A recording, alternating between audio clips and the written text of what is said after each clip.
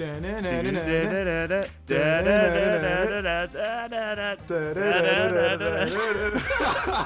good? That sounds so bad.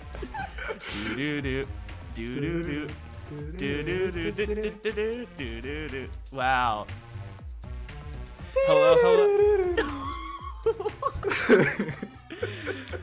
Hello. Hello, and welcome to Artpop Talk. I'm Bianca. And I'm Gianna.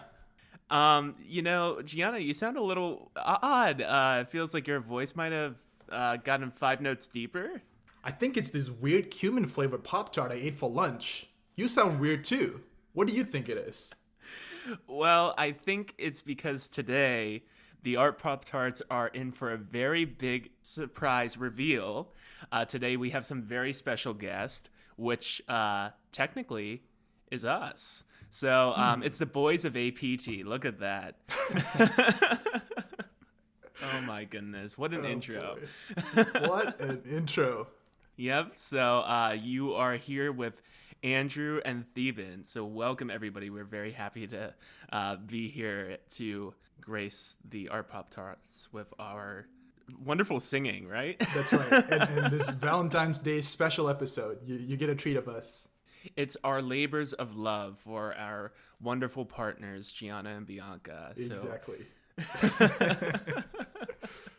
So how are you doing, Theben? I'm good. It's been I guess they talk about that too, right? They do talk about that. I'm doing well. It's been a long week. I have 2 midterms this week. Okay. And I have to record this as well. So it'll be fun. It's going to be great. Yeah. It's going to be great.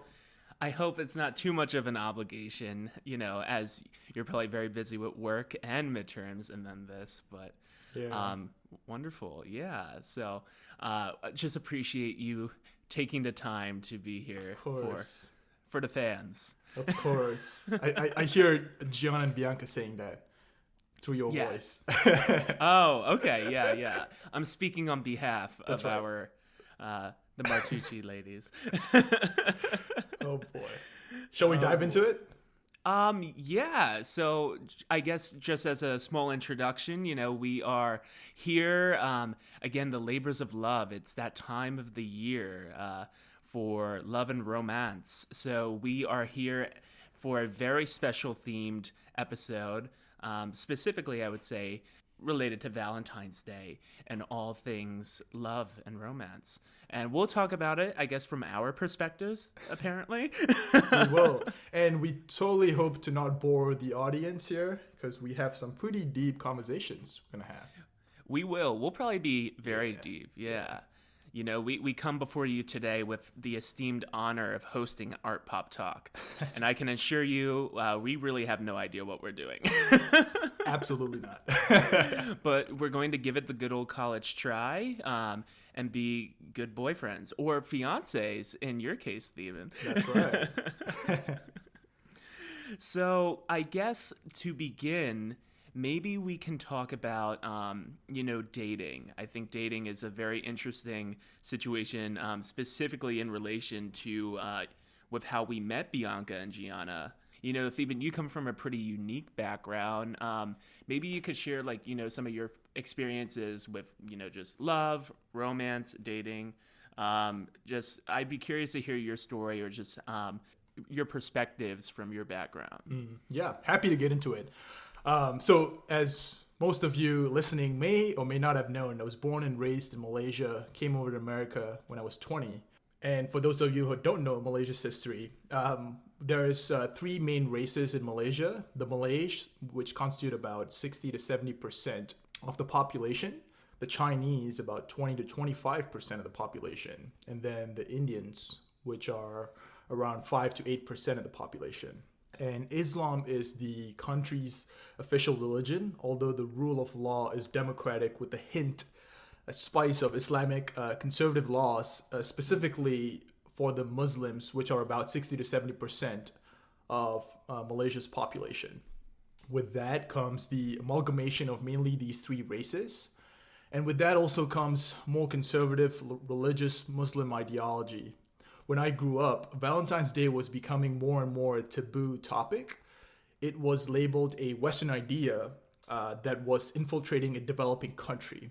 For example, they would look down on Malay Muslims trying to enjoy the day with their significant other. It is certainly more common to see in urban settings than rural settings, the whole dating Valentine's Day thing. Yeah. And rural areas have a pretty strong conservative majority that in some states, and it's a fun fact, they actually ban men and women to be in the same room in a movie theater. But wow. that's a story for another day. Yeah, well, just interesting, just altogether. I think thinking about experiences and like what that can look like in just different cultures and how those holidays are either acknowledged or not really acknowledged, or just how just social norms really take place. I would say amongst different cultures. So I'm just very intrigued. I'm curious too, thinking about like interracial couples. What did that sometimes look like? Great question. Not like we have this not planned, right? Interracial couples are pretty rare in Malaysia. Obviously more common in recent generations, and like I said just now, in urban city areas like Kuala Lumpur, the capital of the country. It's funny, the country as a whole is becoming better, but you do find hints of ignorance here and there as a whole. It blew my mind when I found out Americans love to tan, for example. Oh yeah? And because in Malaysia, you'd see it in TV ads and casting crews, how the whitest or the fairest skin tone person would get the leading role. Huh. Yeah. And there's literally a skin whitening cream called Fair and Lovely that is famously used by the Indian community. The ad for Fair and Lovely goes, "One gloomy day, a dark-skinned Indian woman," it's always a woman by the way, "being rejected by her family, friends, and work. Then, one fine, beautiful day, her mom introduces her to Fair and Lovely, and boom! She starts using this whitening lotion, and she becomes fairer in a couple of weeks. Guess what? After that, she goes out into the world, is welcomed by her family, friends, and meets a nice-looking Indian guy. Of course, he is super light-skinned. And they lived happily ever after. Imagine. That is. Go on. I don't love it. Yeah. No, absolutely. Well, it's also, I think, in relation to fair skin, I remember living in China for a little while and seeing, the whitening lotions that are used, because that's just kind of what is seemed or what appears to be the preference, or like what people prefer, what seems to be acceptable is to be fairer skin. But also, like, I'm wondering, do you think that also comes like into context with some of Eastern cultures or countries potentially trying to adapt that sort of Western persona or idea? Yeah, and it's surprising they do it in China, because I didn't know China was that too, although I did speak to you off script before about how I told you some Chinese aunties, and back in Malaysia we call everyone uncle and aunties, whoever are older than us. And so we have some Chinese aunties would wear like really long sleeve, and Malaysia is super hot just because they want to cover their skin and they don't want to get darker. And it goes back to that same point you made. Just imagine a 6-year-old dark-skinned Indian girl, and watching that TV ad that I just talked to you about. And that's real life, by the way. The problem I have with beauty is just right there, like you said. The juxtaposition between America and Malaysia in terms of this is just grotesque. The grass is always greener on the other side, right? In America, you see people wanting to tan. In Malaysia, you see people wanting to get fairer. It's always inverted or just, reversed. Exactly. And I get our Darwinian instincts to seek out the most beautiful looking person in the room, but I think it is certainly damaging our path to lead the good life. And in good life. Oh boy. Exactly. And in my We're utopia, gonna jump right into the philosophy. Man, we have all the time to talk about that. But I know. But to be honest, in my utopia, people will be more like, "Oh my God, look at David Beckham. He's the kindest and most compassionate person out there. How hot is that?" I love that you went to David Beckham. What a sex icon, right? He sure is. And he was definitely my man crush Mondays in Malaysia. Is that right? No, I'm just... Were those allowed in Malaysia? Exactly. No, it Anyway, truly is interesting. Yeah, and I think it's always just interesting to what is embedded in culture and what ends up becoming socialized and constructed for just more of the sociological development of cultures, right, and what ends up being certain norms or traditions. So, like thinking about a lot of American mentality of just a lot of commercialization, luxury, or just the ideas of spending or the cosmopolitan aspects to America and having, that American dream that also might entail, having a beach house or having a nice yacht and right. being amongst, a sandy shore where everybody's getting tan and everybody, is able to have their skin exposed. And it's very interesting that's, I guess, people hold in high regard, Right. at least here in the West. Yeah, It probably goes to the fact that marketing has a lot to do with it, and TV, sure. social media, but also, I mean, just pretend to be on your typical American, classroom, mostly white. 60% of America is white, and so you see that all around, and so what is now sexy is something that's exotic would be a different type of skin tone, and so people seek for that. It goes back to that grass is always greener, I feel like. And the same thing with Asia, though. In a lot of ways, Westerners are put on a pedestal thanks to the genius and successfulness of Hollywood and all the entertainment industry. But I think, yeah. It definitely has a negative connotation to it in some ways. Yeah, it's also just interesting to think about how those means like marketing as well as just advertisement and media permeates into people's perspectives, and it really ends up being the way certain people will start to move into trends or imprint upon what is the acceptable way of moving towards something decent, or what they believe is going to be an appropriate way of presenting themselves, or in your sense, the good life. Yeah, we can have a whole episode just talking about that, the good life. Well, I mean, I'm sure we'll be back at some point. We'll be back. I appreciate you sharing a little bit of just your background, especially, coming to the United States and seeing it from, multiple facets. I think it's really interesting to have that pluralism and that perspective. I think it's important to be able to have just a little bit larger or a broader stroke of what people might see in relationships and what might be the reality of them depending Right. on where you're at. I think Right. in the US we have a lot of freedoms, and we have the ability to take agency with how we want to have relationship dynamics. It's fascinating to think about, and just in a country like an Asian country that's more conservative, even what might be a social taboo of having an interracial couple, depending on where you're at. Yeah, no, Malaysia is definitely very backwards in that sense. We're just talking about, in some ways, just trying to be a little bit more liberal when it comes to relationship. And something like interracial is something, it feels like, we're thrown back to the 60s and the 70s where, wow, Yeah. interracial couples. But I have hopes. I'm always in a glass half full kind of guy. I thought you were a stoic. Another I episode. guess some positive stoics here and there. Yeah, here and there, which I'm sure we'll get into.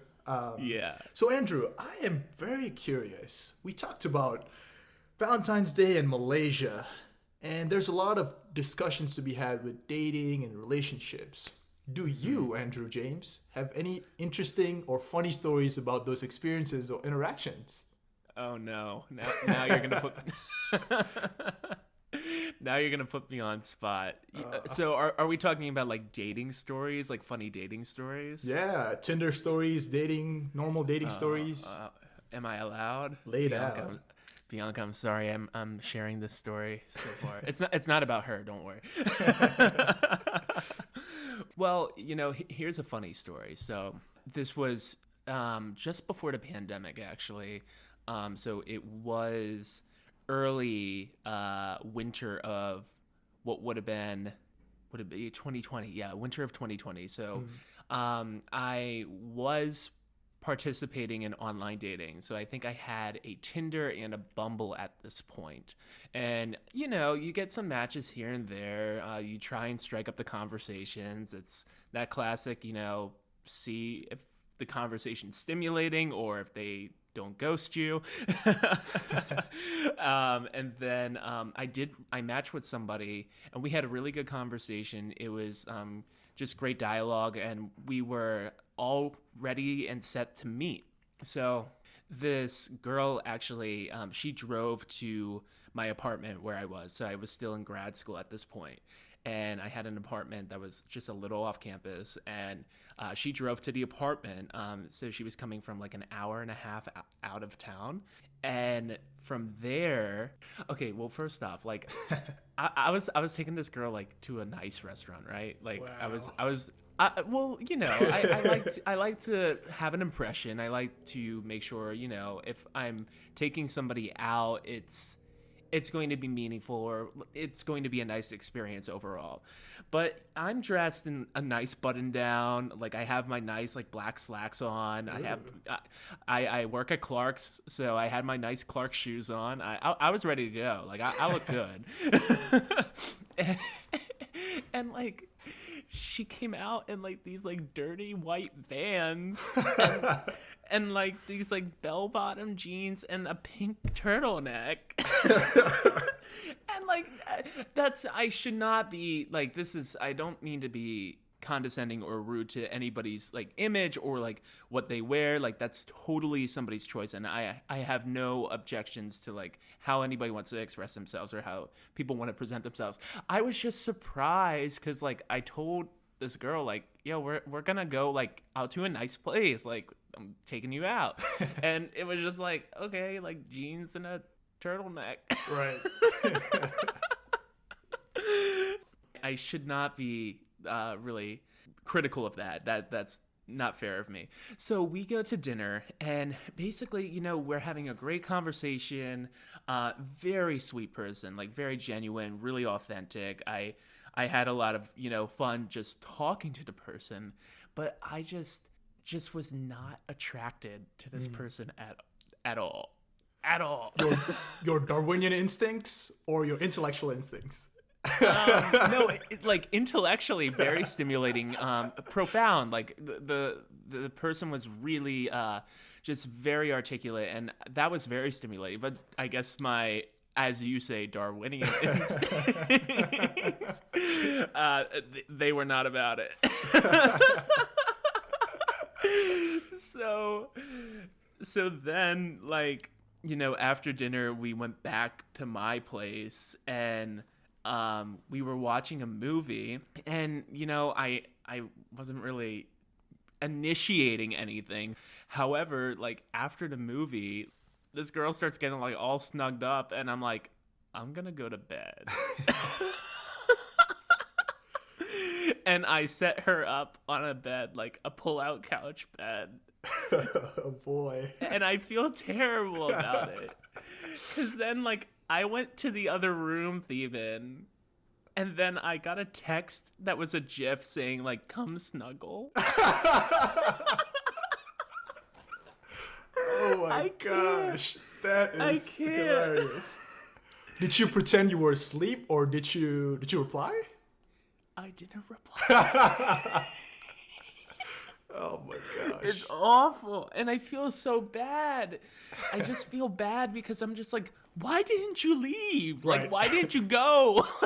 like after, like, I'm not trying to be rude, but like, I think that's just a pretty clear sign that like, we had our conversation, we had the get together, but like, Right. this isn't moving forward. And then she proceeded to stay the night on my futon till the next morning. Man. That must be Then some, like, either a comfortable futon or she really, really wanted to sleep at your apartment. Well, I think also maybe given the travel commute, if she was like an hour and a half out, maybe she would just stay. But anyway. Wow, yeah, what a story. I suppose.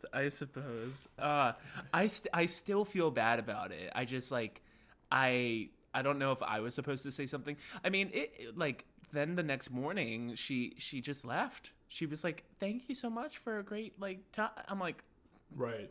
I'm glad you thought it was great. So that was just a very interesting and peculiar date, I suppose. But I'll ask you as well. Oh. What has your experiences been with dating? Maybe specifically like virtual dating and, communication and trying to get a date off of like Tinder or Bumble. Do you have any of those funny, dating app stories and matches? I sure do. Where do I start? I have one story.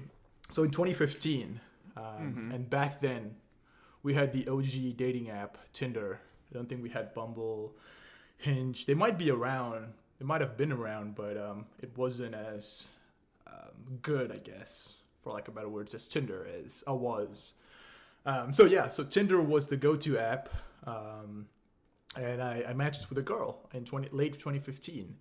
And, I came to America early January 2015. So I was still trying to get used to the culture, the accent. I had a weird Malaysian British accent. Well, not British accent, British English, but Malaysian accent. So We love that. yeah, not the cute British accent that people favor here, but British English, I guess. Yeah, Nevertheless, it's overrated. So anyway, we matched and we were finding a spot to go, and my fancy dinner spot, was Payway. And for those Okay, all right. for those of you northeastern listeners who don't know what Payway is, it's basically a knockoff PF Chang's. Now, Knockoff PF Chang's. That's right. now, real quick, Yeah. did this person come in bell-bottom jeans and a pink turtleneck?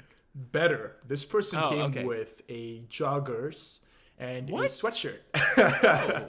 Well, it was Payway, right? Okay, And so, all right, yeah. but before that, she was asking me, "So, are you gonna come and pick me up or something?" And I was like, "Oh no, I was thinking we could just meet up there. I have a bike, and I don't think two people would fit on it." I didn't have a car at that time. Did she think that was a line, or did No, she... no, I was just, I think she was disappointed. Definitely, I did not get any brownie points there for owning a bike and not owning a car. I think the bike initiation would have been great. You That would have been I a thought great so. way to it would be the litmus test. Right, If this girl was willing to meet you as you cycled over to Payway, right, exactly. yeah. But at that time, I was more of, I needed to impress her versus she needed to impress me kind of thing. Mm-hmm. And maybe it stems from a more traditional dating scene that I was used to back in Malaysia. Yeah. I hope I'm not opening a whole new can of worms that we can get into. But to continue the story, I was having this date, this amazing, I assume it was sesame chicken, knocking it out from Payway. We end up talking, and it's a decent conversation as what she does, and I think she was, of course, a basketball player. Nice. All right. UCO's basketball player. Hooves up. That's our motto. Hooves up. Wait, what's the mascot? Mascot is a horse, a Bronco. Ooh, cool. All right. So hooves up because horseshoe. Horses. Yeah. I dated a horse girl. Oh, Regretfully. Nice. Well, we have to ask the mascot as continuity from last week's episode. No, absolutely. And Yeah. and just to finish this off, because there's a good caveat here. So we end up talking, and then all of a sudden, she was like, "Oh." Then I end up saying, "I'm from Malaysia, I'm Indian and all that," and she was like, "Oh, you're Indian? My uncle has a friend who is Indian. He's really close to him." And I was like, "Oh, great." And I was absolutely curious, right? New guy, new country. Oh, no. What does she mean by this? And then she just paused.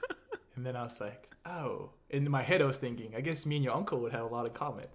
Anyway, that was my story. I have a multiracial friend too. Right.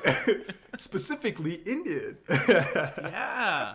I know one other Indian person in Oklahoma. Well, not me. My uncle knows that Indian person. Oh, yes. Yeah. Oh, boy. Oh, Well, man. Us and dating I- stories. hey, we've moved on to much better things and just much more compatible people, right? That's how I would phrase it. Yep. Yeah. So, Yeah. Andrew, there is this lingering question in my head about philosophy, history, and Valentine's. Ooh. And I was wondering if you could take us to this promised land of explaining land. to My people. us, getting into really getting into the philosophical history. Andrew, kick us off. Okay. Oh, well, there's a lot we can unpack here, Theban. Just out of curiosity, like, what do you know of Valentine's Day? I'm just curious. Yeah, besides that whole brief history of Malaysia and Valentine's Day, I know pretty much that Valentine's Day was from this Pope, Saint Valentine's. Yeah. And Yep. for whatever reason, he got famous and he was known for this day of love. That's all I know. Yeah, so there's a couple of different stories with Saint Valentine. I know that one of them, at least, is in relation to I believe, like a Catholic priest or maybe a pope. I think a priest, but I guess you're right.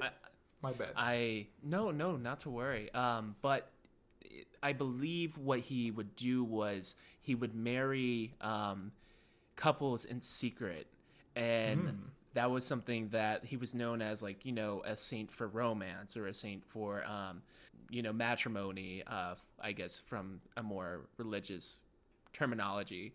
And then I think there was also another story of similar situation, like a Catholic priest that would write words of the gospel prior to Christian texts really becoming a part of a canonical sort of religious order. It was still during pagan times of the Roman Empire, and he would sign like different items for like gospels and different things, but he would sign it, your Valentine. It would be these little notes of like scripture and such. This could even be what potentially is an account from like a drunk art historian right now, the way I might be interpreting this. But that's, obviously Valentine's Day is attributed to at least that individual, Saint Valentine. Depending on what the story is and who's interpreting it, there can be multiple perspectives and multiple analysis on what and who Valentine was. Similar to like Saint Nick or Saint Patrick, Right. Folklore or fantastical tales about these saints as they became more and more popularized. But in relation to the philosophical implications, there's a couple of ways we could kind of look at this. And I mean, if you were thinking about more so love, would you be interested in like knowing about like various perspectives of ancient philosophers and like what they thought about for love? It's like what I like to hear. Please enlighten us. Ooh, all right. Well, I'm thinking about Plato specifically and the idea of eros. So eros is a type of love that Plato describes in a bit of his philosophy. It's slightly more complex as, it's inspired philosophy of love in a lot of different types of modern academia. But initially, eros was known as a form of carnal love, almost like this real passionate or like feral desire or like a lust. Eros was really, in the sense, like this very impulsive, very compelling feeling when you were attracted to somebody or another person. So actually, Theban, thinking about, some of our terms that we've been using, maybe like a Darwinian instinct, As it kind of moved into more modern interpretations, I would say academics and theorists would say typically when we feel eros love, it's through some sort of sexual attraction or that sort of arousement. Yet thinking about like Plato's original context with this, that conception can be typically deep into something I think personally, I think a bit more complex. You know, Eros really helps the soul remember like the inner beauty of its purest and most ideal forms. And that's really what Eros was originally attributed to, was the idea of forms and aesthetics. So thinking about things that are of an aesthetic nature and certain value judgments, or when you are looking at, actually this is really great for the Artpop tarts, because like when you're looking at a piece of art or when you're looking at a certain form or a certain picture in front of you, the compulsion that you feel or the movement that you feel from it is what, you know, this type of eros is, the sensation or experience that you're being exposed to. That's really, you know, I think the eros sort of love or desire and sensation put into a McDonald's Happy Meal box real quick, but that's kind of one of the ideas of eros. And also, you know, eros when it comes to like lovers or loving somebody, it's, you know, trying to bring yourself to the most ideal place of happiness because you're finding an ideal form of beauty in both of your realities and both of your experiences connecting. So it's really such a beautiful concept. That's fascinating. It seems like Plato combines what's I guess we would use the Darwinian instinct with more of a something intellectual or something more.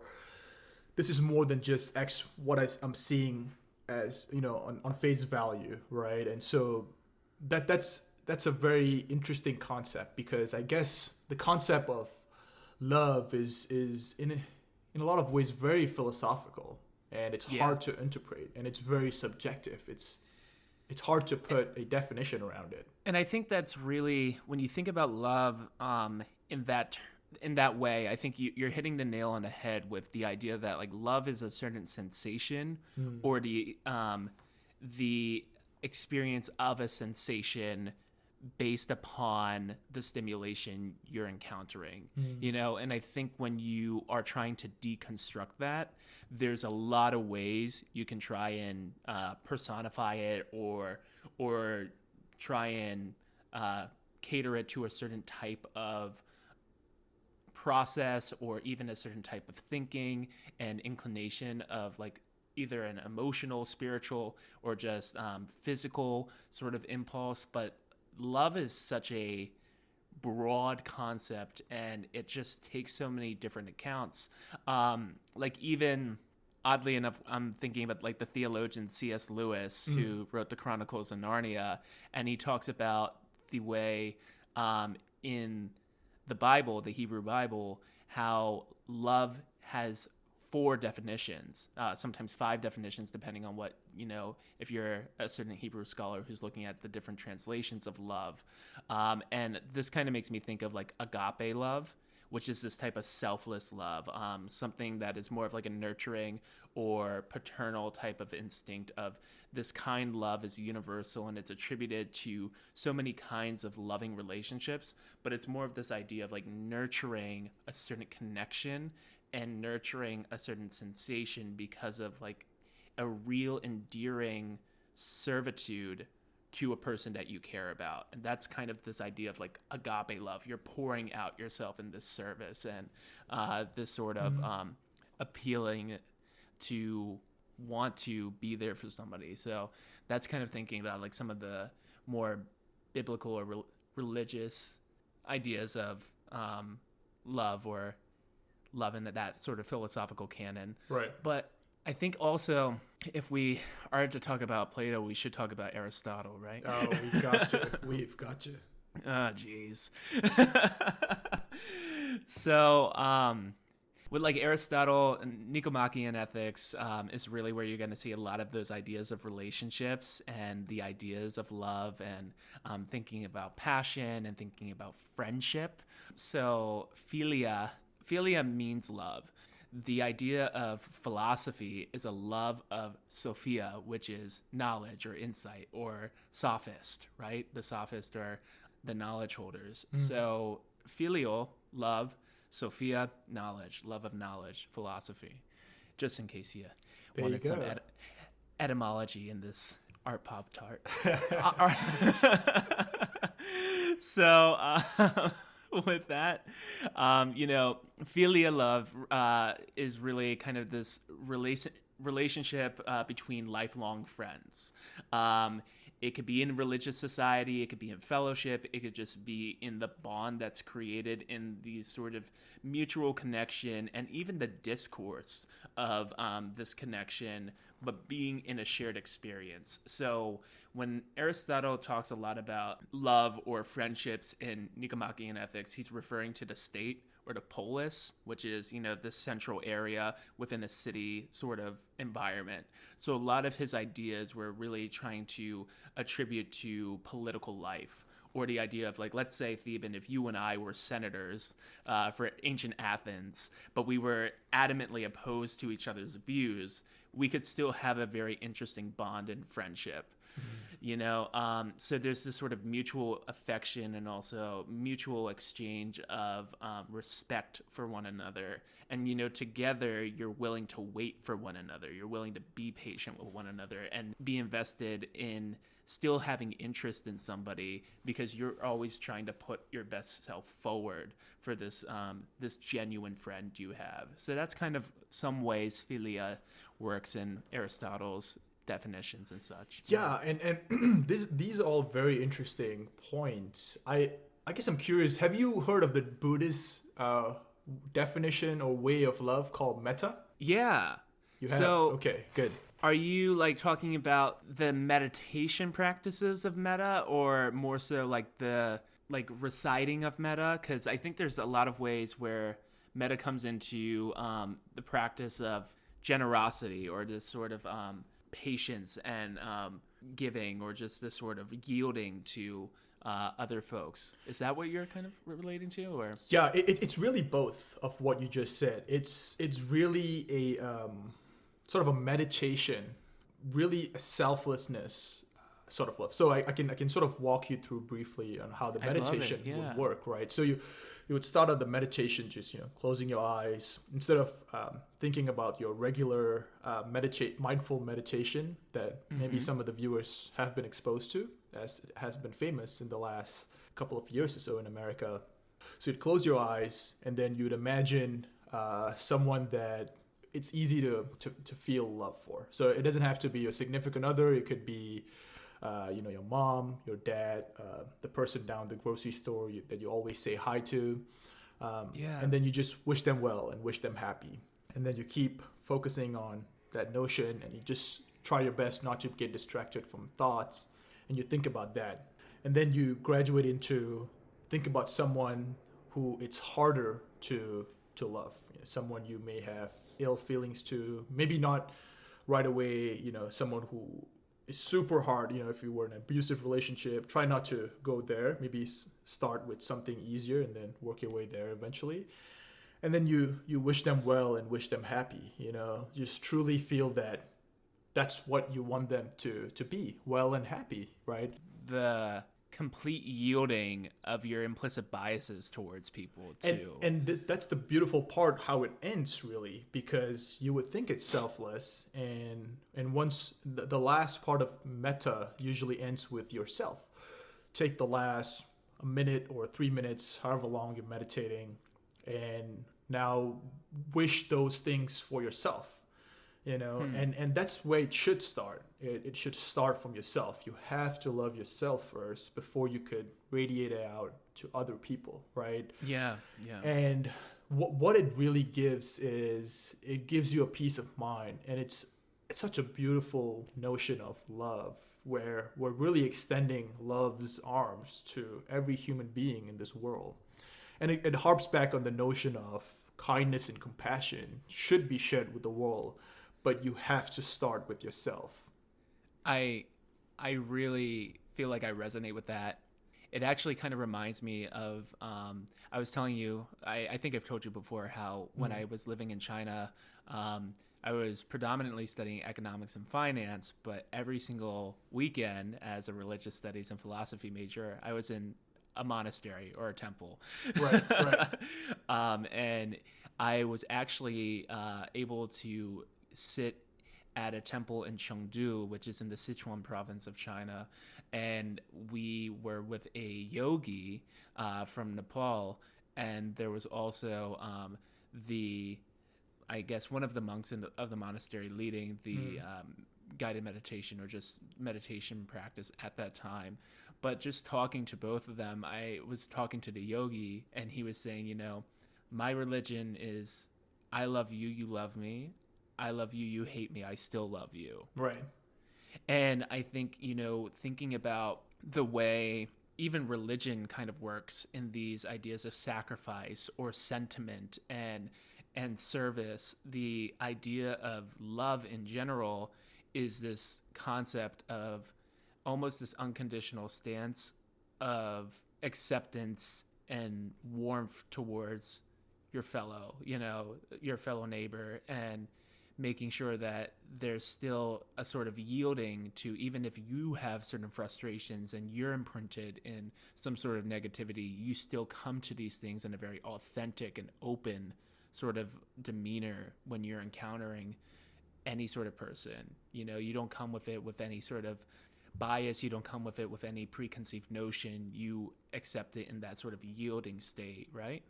Yeah, and no, absolutely. And you would think it's, you're trying to do good for others. And that's, to be honest, that's the point, right? But the goal really is the irony is actually you're helping yourself. The Buddha says holding on to anger is like holding on to hot coal. At the end of the time, at the end of the day, you are the one who's, end up getting hurt the most.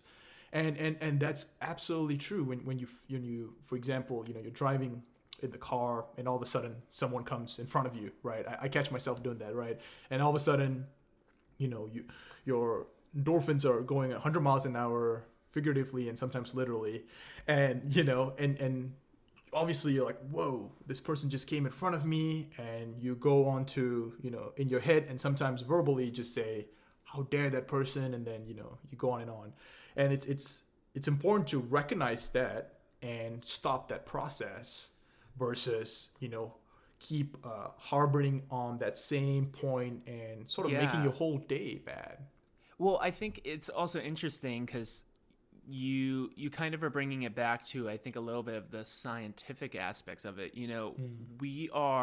We're animals at the very core. By our nature, we're animals, so we're very reactive. Right. So as soon as a negative stimulus comes about, it's either that fight or flight sort of mentality. Right.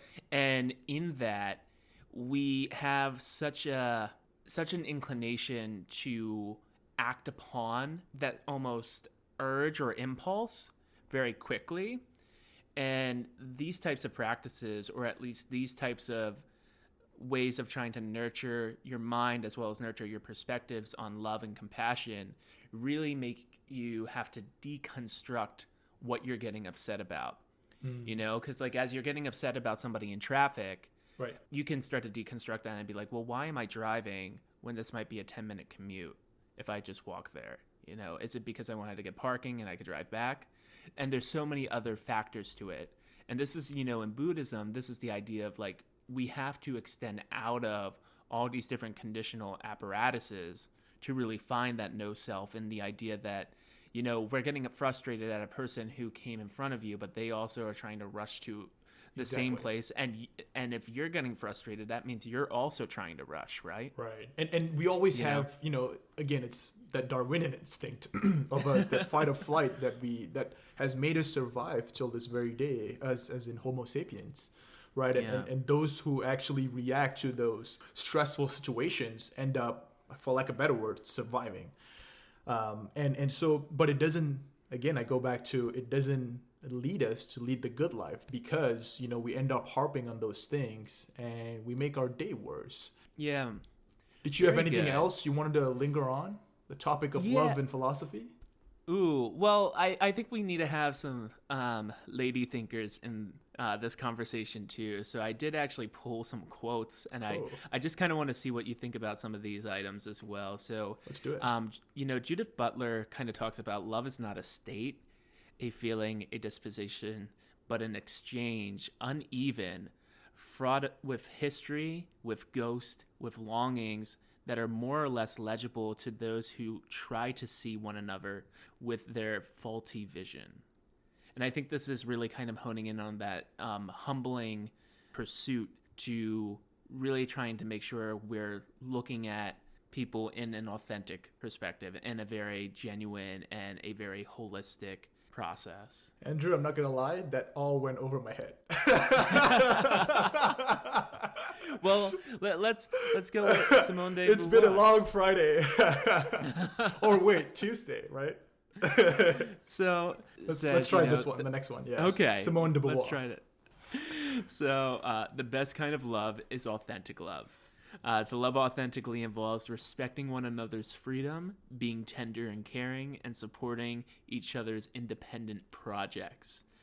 Beauvoir argues that lesbian relationships and friendships point to ways in which, we can transcend the bounds of traditional loving roles and expectations and realize something closer to what might be, her ideal sort of concept of mature, reciprocal, non-sadistic, and non-misogynistic mutual respect by really extending out of these norms. And as I think we've had conversations about this, as we become less confined to traditions because we just are becoming more sophisticated in our processes and the ways we can have the ability to interact with people, there's almost, I feel, a certain moral obligation to be able to extend those realities to provide for the intersections of all types of love, right?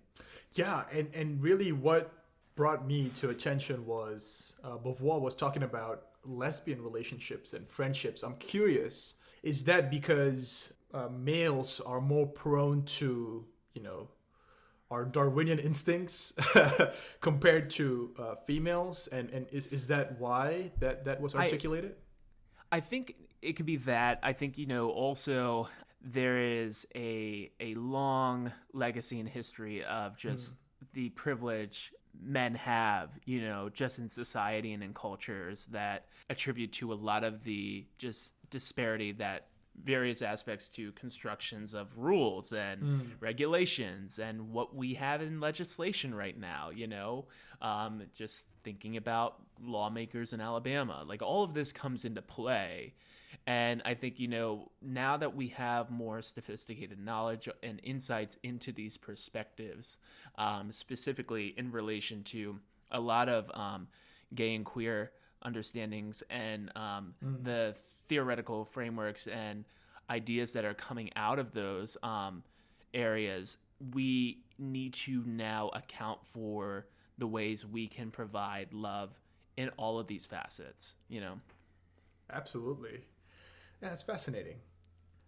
So, we have some time, but I was thinking maybe we can take a little break, and when we come back, maybe we talk a little bit more of like the commercialization of Valentine's. What do you think? That sounds good. And here's where we cue.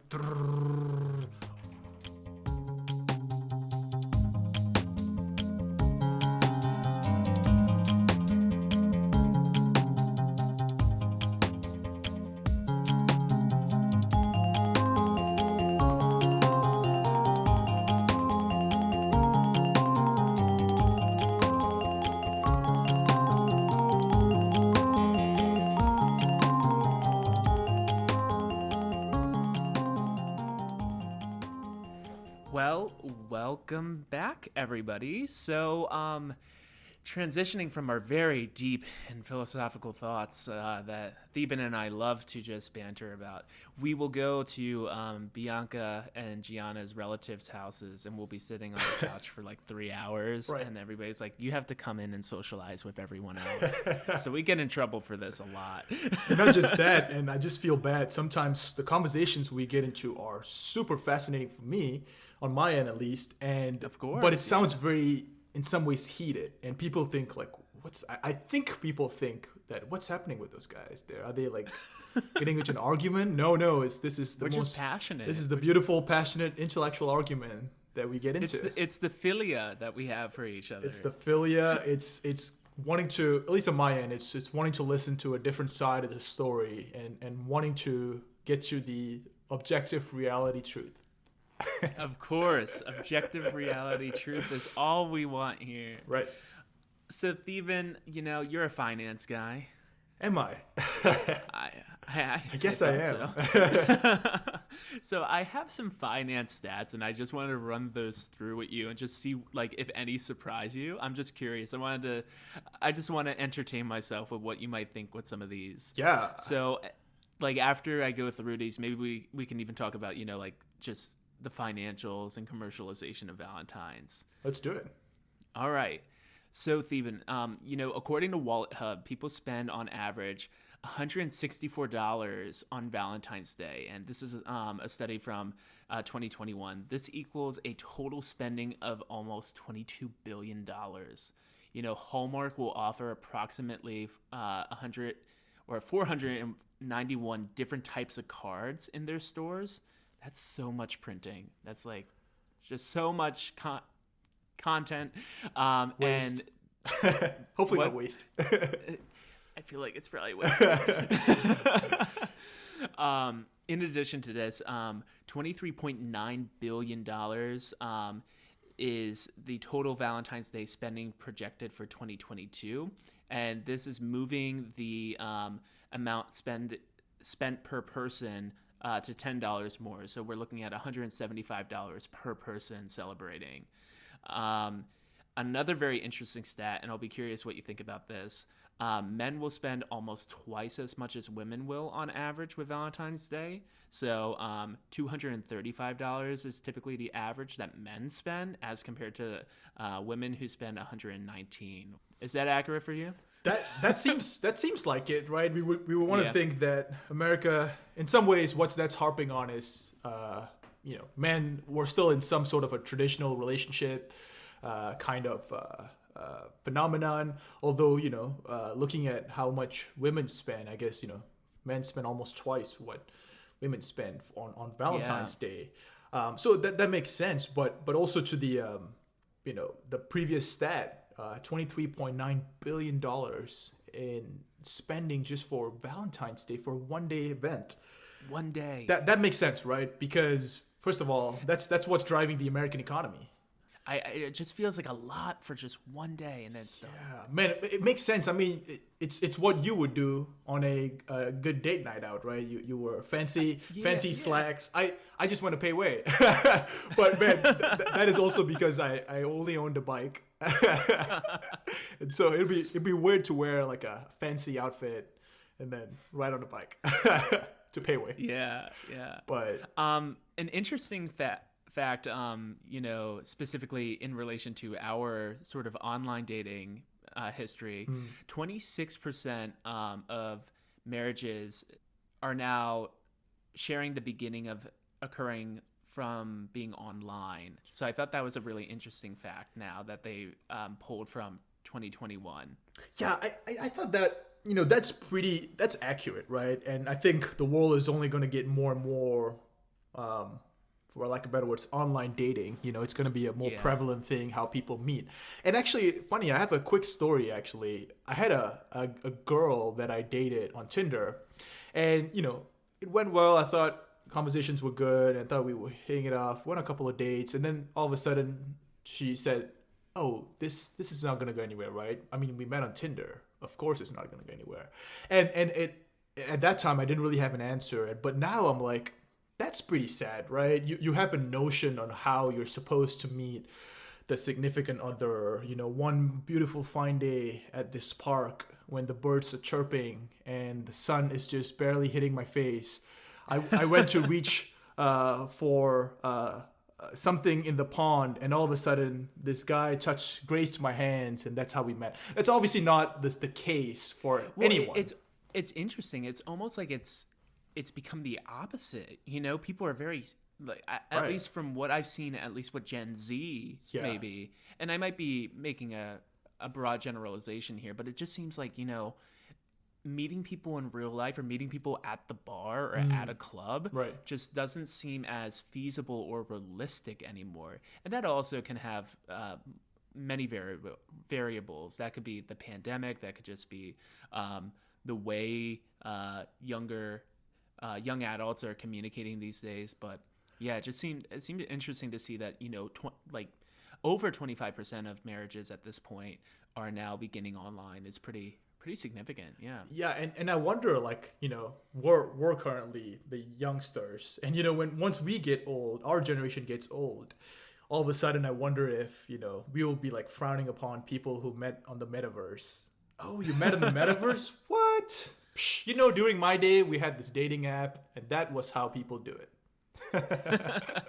It's always reaching for modernity, I suppose. Yeah. Well said.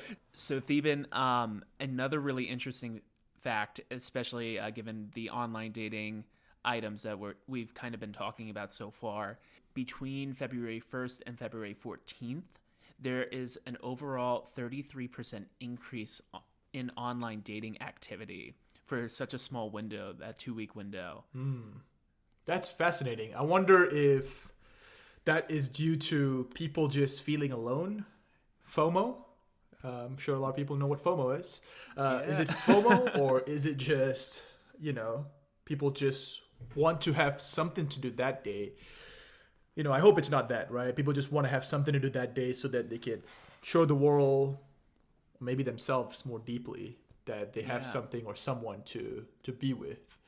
I wonder if dating apps have any promotions during this time. I'm sure they do. I'm sure they'll leach onto this fantastic opportunity. Exactly. Yeah. I'm sure. But it makes sense though, right? If you're a business and that's what you do, you see that stat, 33% increase. You definitely want more traction. And in terms of more traction, you'll have, I'm assuming on a business perspective, you'll have more companies come in and market stuff like, buy flowers, an online flower delivery app, for example. That would be such a good marketing for a online dating app. For sure. I think this is my final stat. So I'm sorry. I should have came with more. So this is actually very, very interesting, and we can kind of unpack this a little bit further. We can lead this into, I guess, sort of wrap up conversation. Yeah. So 58% of Americans say that romantic gestures are more important to them now than they were pre-pandemic. I'm interesting. What do you mean by romantic gestures? I guess that would probably mean maybe buying flowers or maybe gift giving, potentially providing either sentimental cards. I'm not sure exactly what that looks like, but I would suppose romantic gestures might even be, the way you had the Airbnb when you went out to Arkansas, right? Yeah. So things like that, I would suppose, are maybe what this pre-pandemic or interim pandemic, right? There's no post experience. Yeah, there is no post. Yeah, I don't know. That's that one stat that you have that, not to say it doesn't make sense, but I'm more curious. Why is that? Why do you think that is? Yeah, I'm curious if maybe people feel like the idea of pre-pandemic, maybe getting into relationships or making connections was a little bit easier. As I was saying earlier, thinking about just communication now with young adults, it's not monolithic, but I was saying that it seems like most of that happens within virtual spaces, So when those virtual spaces and those interactions are happening in that forum, thinking about, how isolatory that might have felt while being in the pandemic, it might be that a romantic gesture really does stimulate a romantic experience or relationship if you are either just, beginning a relationship during this time, or possibly just working through stuff, because everybody almost has such a null, or it's been so stagnant with any sort of stimulation or trips or activities happening during pandemic, that something like this may feel really fulfilling or provide a lot of experience and positivity when engaging with something like that. So I'm guessing that is my scientific hypothesis. Yeah, that makes sense to me after you laid it that way. Yeah. Well, Theven, thank you so much for processing some of those stats. Next time when we talk, I'll have some more stats for us to engage, and we can start to dissect some of those things and see what we're thinking. But I guess, as we're wrapping up this episode, I was just curious, what are you actually going to be doing for Valentine's Day and this weekend? Yeah. Great question. So Valentine's is on a Tuesday, and my boss for Christmas gave me a $100 gift card to a really nice steak place. And so I guess, and they have this thing called a Tomahawk Tuesday, I believe, the last I checked. And it's something like, I don't know. We love indigenous terminology. Is that what it is? Oh, boy. No, it makes sense, Oklahoma. Yeah. I hope it's accurate if the owner is, indigenous. Either way. So we're doing that. I didn't know. Thanks for bringing that to light. But so we're doing that. We're also celebrating our 5 years of dating. Wow. And Andrew, guess what date did we, I guess officially... officially started dating in American terms. Oh man. So wait, like what date? What else? February the 12th is when... I was going to say it was the Super Bowl, correct? Close. Oh. Yeah. Was it the day before the Super Bowl? I know the Super Bowl is significant because Bianca always says that Lady Gaga was performing for the Super Bowl, and that was the first time she met you. Andrew. Is that correct? That's right. It is actually the day, February the 12th. Look this up, folks. Is Lincoln's birthday. Abraham Lincoln. Oh, boy. My man crush. My favorite president. I thought I'd let that out, let the world know. Yep. So Mom, now... Dad, you're hearing... The audience is going to be in uproar. They're going to be like, don't have these two on. Yeah. Oh, boy. What about you, Andrew? What are you doing? So, I am very excited. I get to escape work a little bit. So, being cooped up in the college at Emerson has been really good. I work at Emerson College, for folks who don't know. Nice.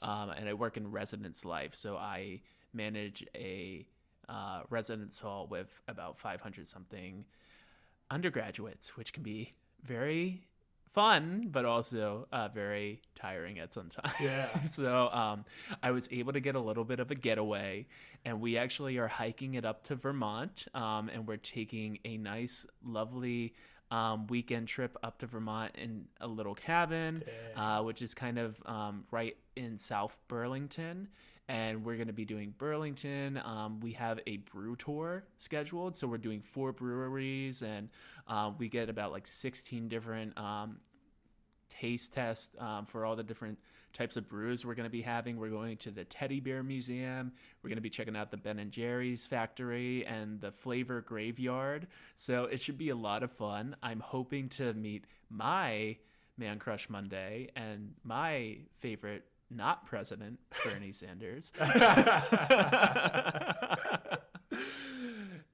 I didn't know you both were doing that. That sounds that you are totally contributing to all these averages being really high. I most definitely am. I am definitely part of the percentile that have that have made the Right. $10 increase for sure. If I've heard anything about Vermont, it's nothing but a beautiful, breathtaking place. So Yeah, I'm really excited. We're doing it kind of in the off season, but not totally off season because Vermont's kind of known to be like a snowy tourist destination too. So because of all the skiing, so we might be able to just like maybe see some of the ski resorts and see like some of the folks on the slopes. That'd be pretty cool. But yeah, I'm really excited. And then we may try and get to Montpellier as well, which is further down the highway, which is the capital, but I think it's relatively small, so there's not too much, I think, to do there, but we definitely want to at least get as much as we can done in Vermont as possible. We're so close to Montreal, too, so I might bring my passport, but... You might see some truckers there. Yeah, we most definitely would. But we'll save. I don't think we'll save that for another episode, huh? Yeah, for sure. Well, Theban, thank you so much. Yeah, I really appreciate you doing this with you, and I hope we were at least somewhat entertaining. We don't have to be as entertaining as Gianna and Bianca, but hopefully everybody got to enjoy the episode. Yeah, I think so. Again, I go back to my biggest fear. We'll hit pause and we'll do some editing with the videos here, and nothing will be heard. Correct. I'll be like, oh no. So everything. Oh boy. Well, everyone, thank you for tuning in. Well, Bianca and Gianna will be back next week for y'all. Yeah. Take care. Bye, everyone. Bye.